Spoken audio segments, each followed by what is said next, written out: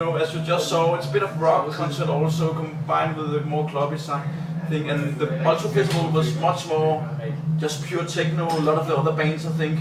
So for us it was fun, but it was maybe we were not in our right element. I think it was much more fun tonight actually, because it was a crowd that were... So you prefer the smaller groups? No, not smaller, we also played really big stages, but I think that we prefer to play more like rock festivals because that fits this sound better. But it was fun, it was great, we had a good time and people had a good time, but I think, I felt that people were maybe listening a little bit more to the music here. At Ultra it was more about dancing, and that's fine, but it can also be a little bit sometimes, you feel that you can play whatever. And how did you feel Ultra was? Like, what sort of crowds were you playing to at Ultra? Sorry? What sort of crowds were you playing to at Ultra? It was definitely more clubbers and more commercial, maybe crowd way. But it was fine. And sort of going from that, how is this going to translate with Coachella? Are you going to be doing more of an Ultra type vibe or going more to what you had tonight? I think we were only playing 50 minutes, so we actually have to take out a lot of tracks that we play tonight. We played 1.5 hours tonight, but I think we will definitely play the tracks that are more, more indie kind of that sound, but still we're just playing what we're doing. I'm not trying not to fit too much to what people expect. I really like also sometimes to surprise people a little bit and just play whatever we feel is right in the moment. We can always change the set list during our show, and we often do that, so it really depends on how the crowd is. And sort of going from that, when you're making your music, do you have something set up? Because your soundscapes vary a lot. Is it something which happens on the day, or do you go in very well planned and rigorously thinking through? When you're recording your material? I'm recording it, no, I don't have any plans. It's always very loose, and I just do whatever feels right and sounds cool. So I don't really plan too much. It's much more about what I feel is right in the moment, and then try to also not.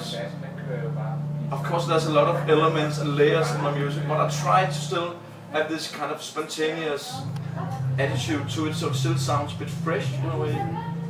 But I still like also when I'm listening to albums to have the possibility to go back, and the fourth or fifth time that you're listening to that album, you suddenly find new details and new layers to the music that you maybe didn't hear the first time you were listening to the album. I'm trying to put that into the music also. Do you create a specific ambience? Like, I read that when you create music, you don't want to be under the influence of alcohol or anything else. You want to be very sober when you do it. Yeah, actually, because even if I'm sober, I think when I make music, I'm still on a trip. Because the music takes me, this trip. So, but still, I try not to think too much about the whole process. Because if I think too much about it, I feel I might be afraid that I could feel a bit of pressure and trying to do what people would expect or something. I don't know. So I'm just trying to let the music talk. Now, I've also read about your different influences movie-wise. Do they play a role when regards to actually making your music? I know you're a Lars von Trier fan, David Lynch. Do you ever sort of watch something and then try and make something after that, or? Yeah, so not always, but of course I'm inspired by soundtracks, because instrumental music can do something that music with lyrics cannot do. It's very open, and you don't have any lyrics that, so to speak, dictate what you should feel. So making instrumental music really makes it much more up to the listener to make your own inner movie in a way. So it's I sometimes see my music as to a soundtrack that is not existing to a non-existent movie or something like that. That's great. So I've got this joke question that I always ask in interviews, which is, have you seen the movie Fight Club? Sorry? Have you seen the movie Fight Club? Yeah. Right. The question is, a la Fight Club, if you could fight any celebrity, who would you fight? And I've had answers from Gary Coleman, to Oprah, to George W. I'm so bad at fighting. But as a joke, which celebrity annoys you? That's We can come back to it. whatever. Yeah, come back to it. Let's take it. If I have been some time to think about who I would smash the fight. So with regards to your music videos, they're always really interesting to watch. Which of the music videos which have really struck you as being exceptional? Which of the exceptional music videos that sort of stuck out to you? I don't understand that. The best music videos you've seen? The best music video that That I've you've seen. seen, because your videos are very, very interesting and very vivid.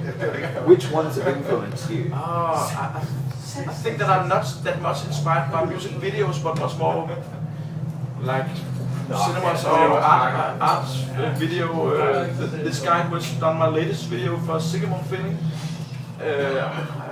He's a really cool video artist, and I've been a big fan of his work for the last 3 years. He's called Jesper Just. He's Danish, but he has done some really cool stuff, and it has this. It's sometimes a bit like David Lynch. I know it's a cliche, but it really has these many layers to it. So you can watch it as a. Sometimes he does some work that nearly looks like a Hollywood movie, but it still has some really weird layers underneath. So this subconsciousness is a big part of his work, and that is something that I really like. But I cannot really point out one specific music video that I loved. That makes sense. Maybe it should be actually, if we're talking about a very simple music video, if you remember the Unfinished Symphony, it's one big long take, and you know that simple stuff. Also, Fatboy Slim did a video with some people dancing in an air. Oh yeah. Yeah, you know something that has a very simple idea is something that often works much better than a big Michael Jackson budget. Yeah. Hollywood music video. And sort of going back to your live performances, which shows were the ones which shaped you? Like, who influenced the way you perform? Are there any artists in particular? I didn't actually have to bring in my guitar player, Michael. Yeah. Because he was. Maybe I think Michael will just explain that. Oh, you're not leaving me with this.